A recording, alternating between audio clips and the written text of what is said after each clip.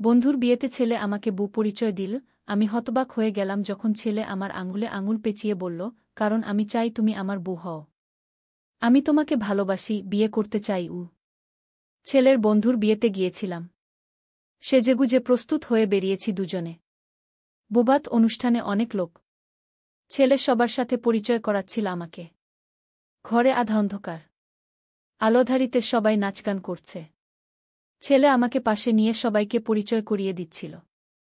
তার এক বন্ধু এগিয়ে এসে আমাদের দেখে জিজ্ঞেস করল, আপনার বউ? আমি চমকে উঠলাম। আমার দিকে তাকিয়ে সে আমাকে বউ ভাবল।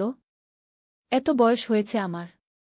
ছেলে কিছু বলল না, হেসে এড়িয়ে গেল। আমিও কিছু বললাম না। অনুষ্ঠান শেষে বাড়ি ফেরার পথে টেম্পোতে বসেছিলাম। রাত অনেক হয়েছে। টেম্পোর আলো অল্প, আমাদের ছাড়া আর কোনো যাত্রী নেই। আমি খালি গলায় জিজ্ঞেস করলাম, কেন বললি না আমি তোর মা? রাস্তার আলোধারিতে ছেলের মুখ স্পষ্ট দেখতে পাচ্ছিলাম না। সে আমার আঙুলে আঙুল পেঁচিয়ে বলল, কারণ আমি চাই তুমি আমার বউ হও। আমি তোমাকে ভালোবাসি, বিয়ে করতে চাই। বিয়ে বাড়ির আলোর মালা টেম্পোর জানলা দিয়ে দেখা যাচ্ছিল। আমি হাত ছাড়িয়ে নিলাম, কি বলছিস তুই? আমি তোর মা। আমি জানি, সে বলল। কিন্তু আমি তোমাকে অন্যভাবে দেখি। আমি তোমাকে ভালোবাসি, শুধু ছেলে হিসেবে নয়। গিয়ে টেম্পো থামল আমাদের বাড়ির সামনে। আমি দ্রুত নেমে বাড়ির দিকে হাঁটতে শুরু করলাম। এই গল্পটি সম্পূর্ণ শুনলে আপনাদের পানি অটোমেটিক বের হয়ে যাবে, সো যত দ্রুত সম্ভব হাতের কাছে টিস্যু নিয়ে বসে পড়ো। বিছানার চাদর যেন নষ্ট না হয় সেটা সম্পূর্ণ খেয়াল রাখার অনুরোধ জানিয়ে গল্পটি এখন শুরু করব। তার আগে সর্বশেষ অনুরোধ, দয়া করে এমন পানি বের করার গল্প নিয়মিত শুনতে আমাদের চ্যানেলটি সকলেই সাবস্ক্রাইব করুন। ধন্যবাদ। হ্যালো বন্ধুরা, আমার নাম অনুরাধা চক্রবর্তী। আমার বয়স 40 বছর। আমার স্বামীর নাম দেবাশিস চক্রবর্তী, বয়স 44 বছর। আমাদের 2 সন্তান, অভিজিৎ আর পূজা। অভিজিৎ 18 বছর বয়সী, কলেজে পড়ে। পূজা 13 বছর বয়সী, স্কুলে যায়। আমাদের পরিবারে আমরা 4 জন বেশ সুখেই ছিলাম। দেবাশিস একটি বড় কোম্পানির ম্যানেজার, আমি একটি স্কুলে শিক্ষিকা। আমরা শহরের দক্ষিণ প্রান্তে একটি ছোট ফ্ল্যাটে থাকি। সাধারণ একটি পরিবার, সাধারণ সুখ দুঃখ নিয়েই আমাদের জীবন চলছিল। সব বদলে গেল সেই রাতের ঘটনায়। দেবাশিসের বন্ধু দীপঙ্করের ছেলের বিয়ে ছিল। আমরা 4 জন গিয়েছিলাম অনুষ্ঠানে। বিয়ে বাড়িতে অনেক ভিড়, সবাই আনন্দ করছে। অভিজিৎ তার বন্ধুদের সাথে গল্প করছে, আর পূজা মেয়েদের সাথে ঘুরে বেড়াচ্ছে। দেবাশিস বারবার ফোনে কথা বলছিল। আমি লক্ষ্য করলাম সে যেন কারো সাথে গোপনে কথা বলতে চাইছে। কে? আমি জিজ্ঞেস করলাম।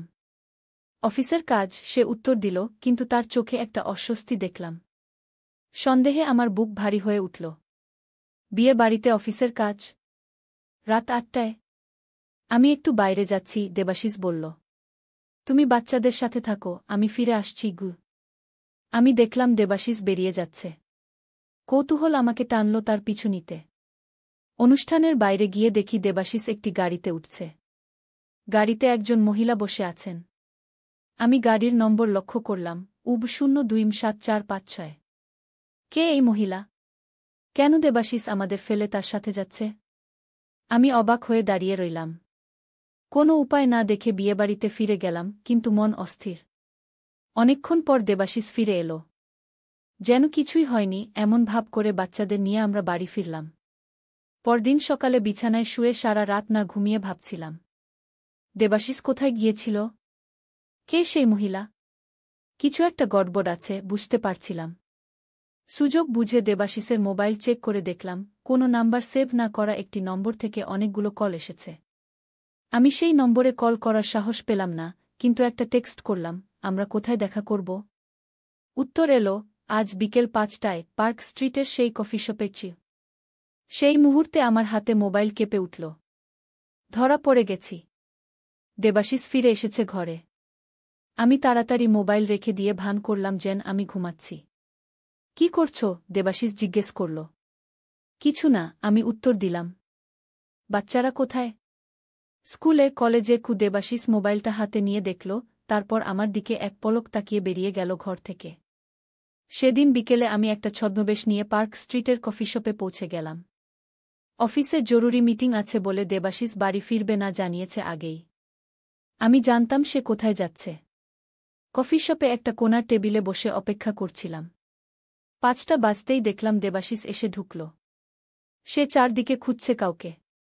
তারপর বসে পড়ল আমার থেকে 2টো টেবিল দূরে। কিছুক্ষণ পর একজন মহিলা এসে দেবাশিসের সামনে বসলেন। আমার চোখ ছানাবড়া। তিনি কে? আমি তাকে চিনি। দীপঙ্করের স্ত্রী। দীপঙ্করের স্ত্রী মিতালি। আমি বিশ্বাস করতে পারছিলাম না।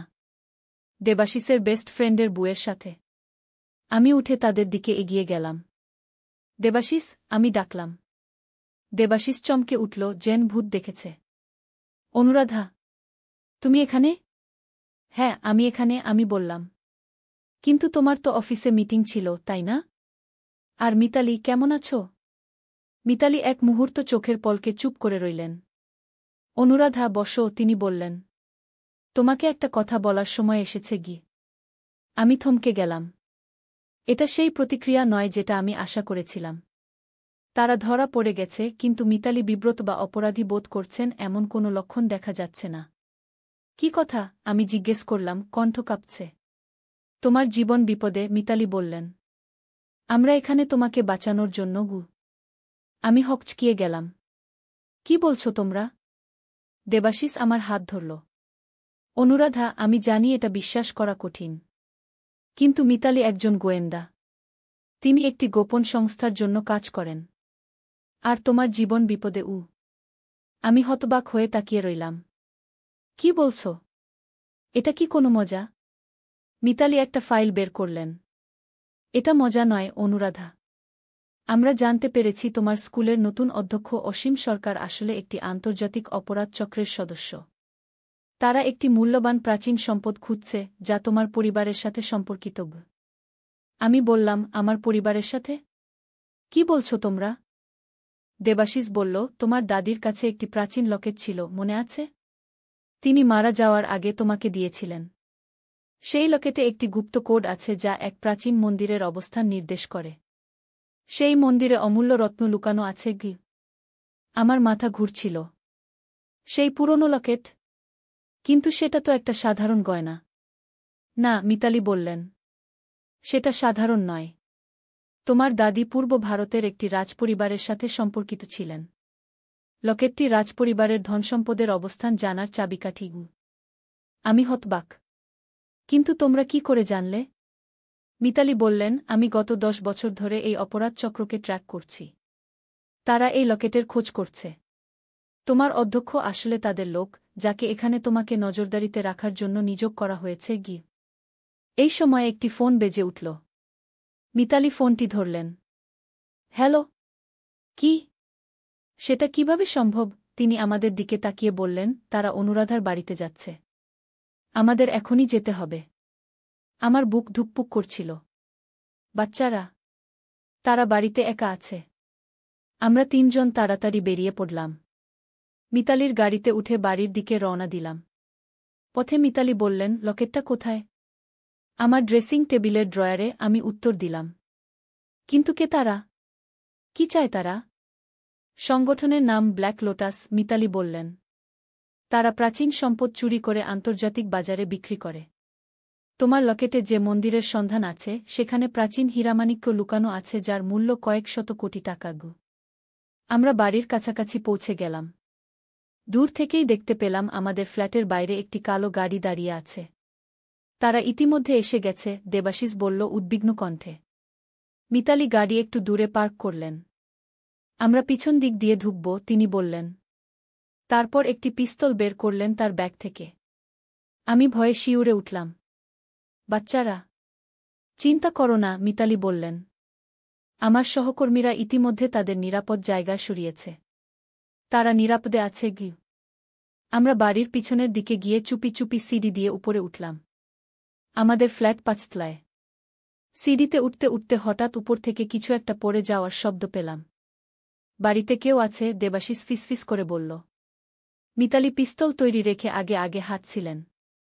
আমরা 5 তলার ল্যান্ডিংয়ে পৌঁছে দেখি আমাদের দরজা ভেঙে খোলা। ভেতরে 2 জন লোক, মিতালি ফিসফিস করে বললেন। তারা বেডরুমে খুঁজছে গু। আমার বুক ধড়ফড় করছিল। আমি পূর্ব প্রস্তুতি হিসেবে লকেটটা বেডরুমের ড্রেসিং টেবিলের ড্রয়ারে রেখেছিলাম। মিতালি আমাদের পিছনে থাকতে ইশারা করলেন। তারপর পিস্তল হাতে ফ্ল্যাটের ভেতরে ঢুকলেন। পুলিশ! নড়বেন না, তিনি চিৎকার করলেন। একটি গুলির শব্দ হল। আমি চমকে উঠলাম। দেবাশিস আমাকে পিছনে টানল। ভেতরে যেও না, সে বলল। কিন্তু আমি ভয় পাচ্ছিলাম মিতালির জন্য। অনেকক্ষণ নীরবতা। তারপর মিতালি বাইরে এলেন। সব ঠিক আছে, তিনি বললেন। একজন পালিয়েছে, আরেকজনকে ধরেছি। আমরা ভেতরে ঢুকলাম। দেখি একজন লোক হাতকড়া পরা অবস্থায় বসে আছে।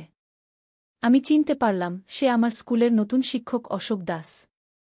অশোক? আমি বিস্মিত হয়ে বললাম। ইনি অসীম সরকারের সহযোগী, মিতালি ব্যাখ্যা করলেন। এরা উভয়েই ব্ল্যাক লোটাসের লোক। তুমি আসলে কে? আমি জিজ্ঞেস করলাম মিতালিকে। আমি সেন্ট্রাল ইন্টেলিজেন্স ব্যুরোর একজন বিশেষ এজেন্ট, তিনি জবাব দিলেন। আমরা গত 2 বছর ধরে এই সংগঠনকে অনুসরণ করছি। তোমার লকেটের খবর আমরা পেয়েছিলাম কয়েক মাস আগে। আমি দীপঙ্করের স্ত্রী সেজে তোমাদের কাছাকাছি থাকার ব্যবস্থা করেছিলাম। দীপঙ্কর? তিনি কি জানেন? দীপঙ্কর আমার সিনিয়র অফিসার, মিতালি হাসলেন। সেই বিয়ের অনুষ্ঠানটিও নকল ছিল। আমরা তোমাদের পরিবারকে রক্ষা করার জন্য সেই নাটক সাজিয়েছিলাম। আমি দেবাশিসের দিকে তাকালাম। আর তুমি? তুমি কি জানতে? দেবাশিস মাথা নাড়ল। মাত্র 2 দিন আগে আমাকে সবকিছু জানিয়েছেন মিতালি। এতদিন আমিও অন্ধকারে ছিলাম। মিতালি বললেন, অশোক পালিয়ে যাওয়া সেই ব্যক্তিকে খবর দিয়ে দিয়েছে। অসীম এখানে আসবে। আমরা তাকে ধরার জন্য ফাঁদ পাতব। আমি বললাম, কিন্তু লকেটটা? আর বাচ্চারা কোথায়? মিতালি আমাকে আশ্বস্ত করলেন, বাচ্চারা সরকারি সুরক্ষায় আছে। তোমার লকেটটা আমাদের দরকার অসীমকে ফাঁদে ফেলার জন্য। আমি লকেটটা বের করে আনলাম আমার ড্রেসিং টেবিল থেকে। একটি পুরনো সোনার লকেট, যার মধ্যে একটি ছবি ছিল আমার দাদির। আমি কখনো জানতাম না এই লকেটের এত গুরুত্ব। মিতালি লকেটটা খুলে দেখালেন। ছবির পিছনে সূক্ষ্ম লেখা ছিল, যা আমি কখনো লক্ষ্য করিনি। এটা প্রাচীন সংস্কৃত ভাষায় লেখা, তিনি ব্যাখ্যা করলেন। এতে মন্দিরের অবস্থান সম্পর্কে নির্দেশ আছে। কিন্তু আমার দাদি এটা কোথায় পেলেন? তোমার দাদি একটি প্রাচীন রাজপরিবারের বংশধর ছিলেন, মিতালি ব্যাখ্যা করলেন। কিন্তু দেশ বিভাগের সময় তারা সব হারিয়ে এখানে চলে আসেন। লকেটটি সেই রাজপরিবারের একমাত্র অবশিষ্ট সম্পদ, যা তোমার দাদি নিজের সাথে নিয়ে আসতে পেরেছিলেন। আমি অবাক হয়ে শুনছিলাম। এ বিষয়ে আমার বাবা-মা কিছু জানতেন? না, মিতালি মাথা নাড়লেন। তোমার দাদি এই সত্য নিজের সাথেই রেখেছিলেন। কিন্তু মৃত্যুর আগে তিনি এই লকেটটি তোমাকে দিয়ে গিয়েছিলেন, কারণ তিনি বুঝতে পেরেছিলেন তুমি বিপদ মোকাবেলা করার মতো সাহসী। এই সময় আরেকটি ফোন বেজে উঠল। মিতালি ফোনটা ধরলেন। হ্যাঁ। অসীম আসছে। ঠিক আছে। তিনি ফোন রেখে আমাদের বললেন, অসীম এখন এখানে আসছে। আমরা তাকে ধরার ব্যবস্থা করছি। আর মাত্র কয়েক মিনিট পরই আমরা গাড়ি থামার শব্দ পেলাম। দেবাশিস জানালা দিয়ে দেখে বলল, একটা কালো এসইউভি এসেছে। 2 জন লোক নামছে।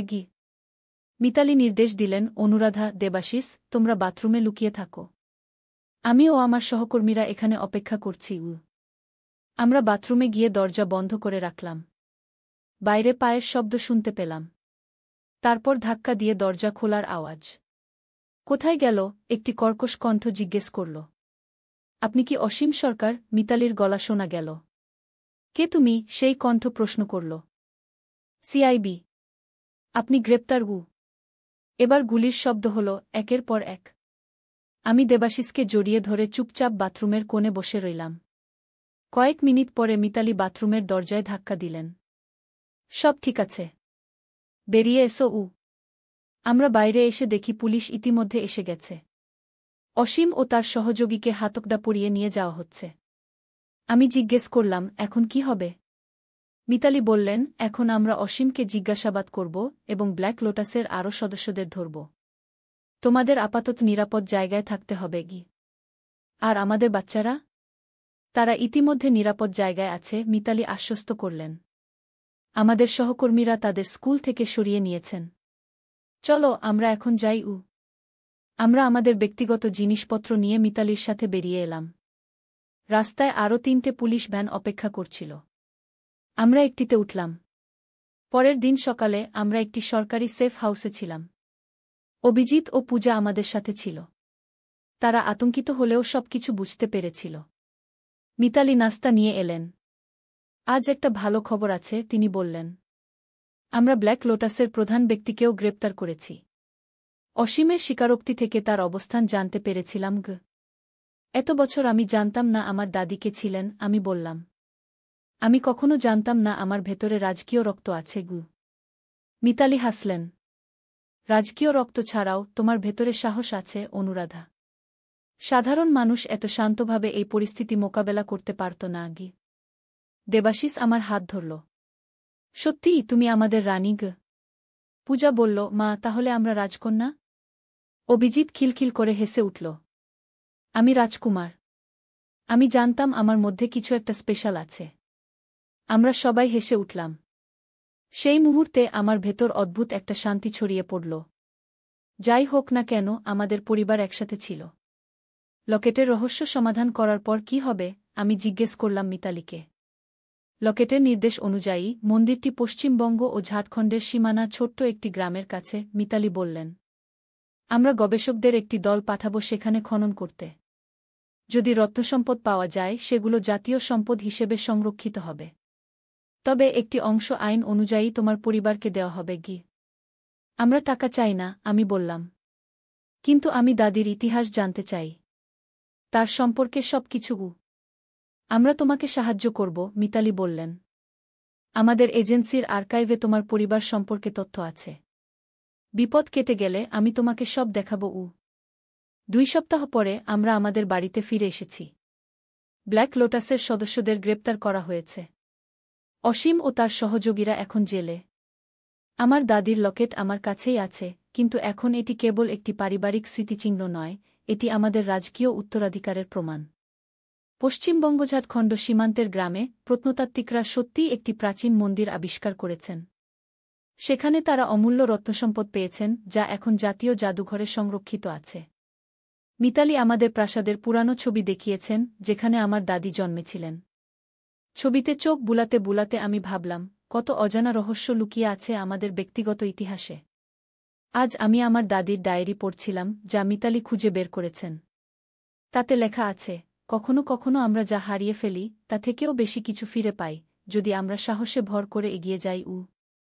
আমি সত্যি হারিয়েছি অনেক কিছু, আমার স্বাভাবিক জীবন, আমার নিরাপত্তার বোধ। কিন্তু ফিরে পেয়েছি আমার পরিবারের ইতিহাস, আমার উত্তরাধিকার, এবং সবচেয়ে বড় কথা, আমার নিজের সাহসের প্রমাণ। আমি একজন সাধারণ শিক্ষিকা, একজন মা, একজন স্ত্রী, এবং এখন একটি রাজপরিবারের উত্তরাধিকারী। জীবন সত্যিই অদ্ভুত রহস্যে ভরা। মিতালি এখনও আমাদের সাথে যোগাযোগ রাখেন। তিনি এখন আমাদের পরিবারের বন্ধু।